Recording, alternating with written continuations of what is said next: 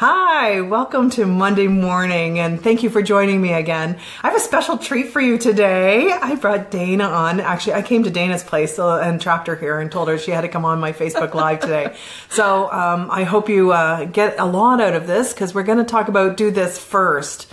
And I know a lot of people that I work with, the things that they have to have in place before we do the work of growing their business is really important. We don't think about it, or at least they don't think about the fact that they have this in place before they do the work with me. And because I do the work of vetting whether or not I'm a good fit for them, and they've got this available to them and in place so that they can actually grow their business easily. So some of the things that I do when I'm working with people, we're looking at, do you need pricing strategies? Do you need packages? Do you have to figure out, where you're going to go to network, or how you're going to create more in your business? Where are you going to find the time? Where are you going to find the money? Who are you actually creating this product or service for? And what does that look like for your brand? And you have to have this foundational pieces in place before you go and get a brand, before you get a marketing specialist, before you get a variety of other things that you're going to put into your business. So I work on the foundational pieces of the business. Dana works on the foundational pieces of you. Mm-hmm. So the pieces that you have to have in place to be able to make the decisions that you have to be able to make easily to decide, do I want to do this or that? Do I want to work with this person or that? And not feel like you have left something behind because you chose one over the other. So thank you for joining me. I'm really excited. So tell us a little bit about the people that you work with and what this challenge actually is for them. Yeah. And, it's interesting. You and I have talked about how well our work, overlaps, mm-hmm. and how much it's a complement, right? Mm-hmm. Because if they're working on the inner stuff first, then, putting those systems in place and that, it just gets so much easier. So I tend to work with people who are, they know what they need to do and they're not pulling the trigger. Right. So, because I know some strategy, but you're way better at that. So I love to send them over to you for that. But it's this piece of getting out of the self-judgment, so that when you're looking at the myriad of decisions, because there's tons of things, and it's so easy to get, distracted. Oh, do I need a funnel? Do I need emails? Do I need a website? Do I need just to be speaking? There's all these possibilities, but getting deeply connected with who you are, right, at the core, and then it's so easy to be able to make those decisions, because you can connect in with the energy, mm-hmm. and say, okay, what would it be like if I do this? What would it be like if I do that? And just following the energy of it, because that's where it's most in alignment with where you really want to go. Mm-hmm. It takes it totally out of the head, right? Yeah. And when we do that, then it's also that process of clearing the judgments. Yeah. Right? Let's stop judging the crap out of ourselves. Oh, it's so easy to stop doing the work, right? When you're judging yourself for the or doubting, or, should I? Is this going to work? Could it work? Is this the right thing to do?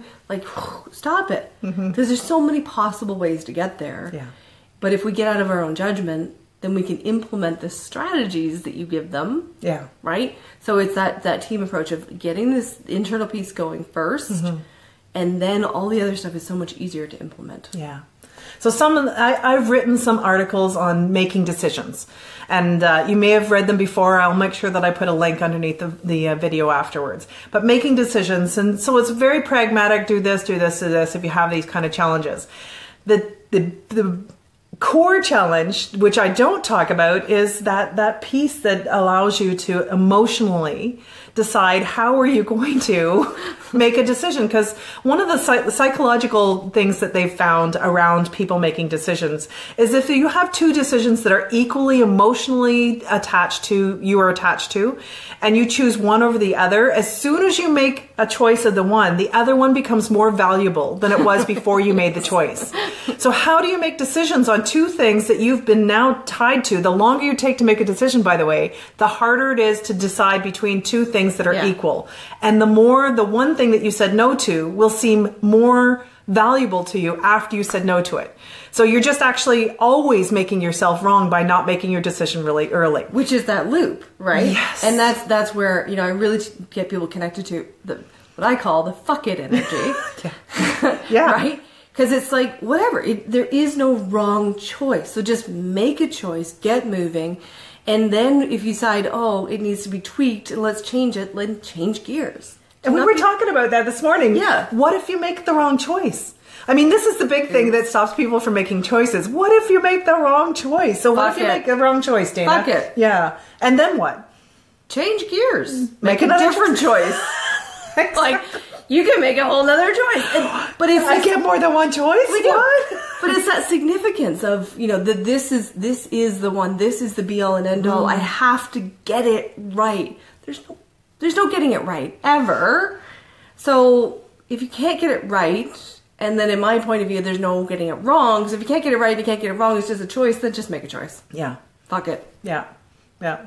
And of course, we know that you can't be successful without having failures. We'll use the word failure because that's easiest for everybody to understand, but it's not really a failure. It's a choice. And it's really funny because I know I've talked about this before, but I look back and I don't see a lot of failures. It's like, maybe I can't be successful because I don't actually have a lot of failures.